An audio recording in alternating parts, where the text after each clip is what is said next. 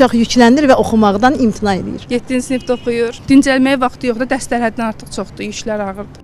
Son illər məktəblilərin dərs yükünün artması və imtahan təzyiqi şagirdlər arasında stres səviyyəsinin yüksəlməsinə səbəb olub.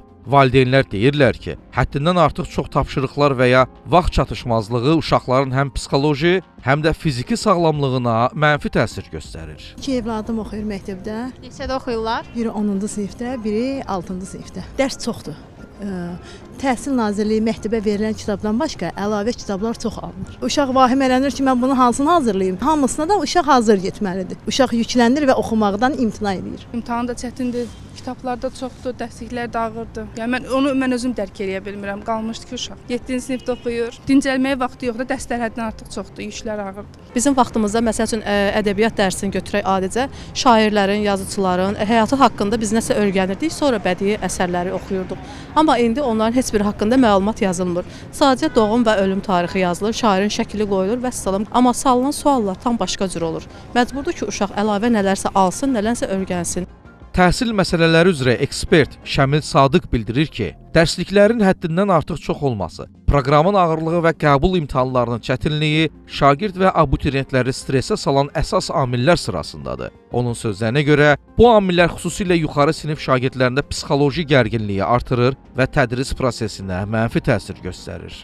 Təsəvvür eləyin, 11-ci sinif şagird instituta hazırlaşır. Bir 5 fəndən hazırlaşır, 5 fəndən hərəsindən bir 5-ci sinifdən 11-ci sinifə qədər 5 kitab götürsən, bu hər fəndən 25 kitab deməkdir. Üstünə bir test toplusu desən 50 kitab deməkdir və bunun içərisində söz, işarə sayı isə nə qədərdir təsəvvür eləyin. Xüsusilə qəbul prosesimiz mənə görə çox çətin hazırlanmış suallardan ibarət olur. Üzü aşağıya doğru cəmaət fikirləşir ki, 10-da çatdıranmaram, 9-dan başlayım, 9-da çatdıranmaram, 8-dən başlayım. Tədris proqramı ağırlaşır və bu da bizim tədrisdə stresə, ağırlığa, ümumiyyətlə valideynin, məktəbin, müəllimin, şagirdin belə bir-birinə dəyməsinə gətirib çıxardır.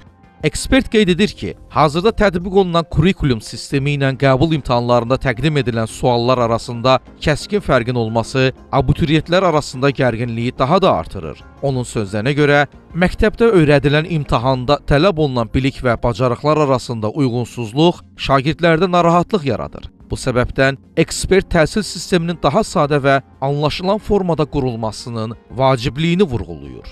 Kurikulumun tətbiq elədiyi dərs ilə keçirilən imtahan üst-üstə düşmür. Məktəbdə başqa şey keçirik, öyrədirik, əylənirik, oynayırıq. Amma gəlirik görürük qəbulda tamamilə imtahana başqa suallar düşür. Sözsüz dərslikdən düşür, amma yəni onun belə deyək də praktiki bilgilərindən yox, nəzəri bilgilərinin ağırlığından. Biz qəbul sistemimizi biraz sadələşdirməliyik. Universitetlərə giriş asanlaşmalıdır və universitetdə oxumaq çətinləşə bilsin. Çünki mütəxəssis yetişdirir. Mən tərəfdarıyam ki, təhsil rahat bir mühit olsun, təhsil asan olmalıdır. Əgər biz bir şey öyrədiriksə, bir uşaq üçün maraqlı bir bilgi veririksə, biz bunu bu qədər gestapo şəklində qorxu, həyəcanlı, stresli verməməliyik. Belə ağır 7 mərtəbəli, 5 mərtəbəli suallar ilə çox qarmaqarışıq prosesini idarə etmək düzgün deyil və bunun tərəfdarı deyiləm. Mütəxəssislər hesab edirlər ki, dərs yükünün çox olması, sualların qəlizləşdirilməsi ali məktəblərə qəbul keyfiyyətini də aşağı salır. Şagirdlərin dərs proqramını tərtib edərkən beynəlxalq təcrübəyə uyğunlaşmaq daha məqsədə uyğundur.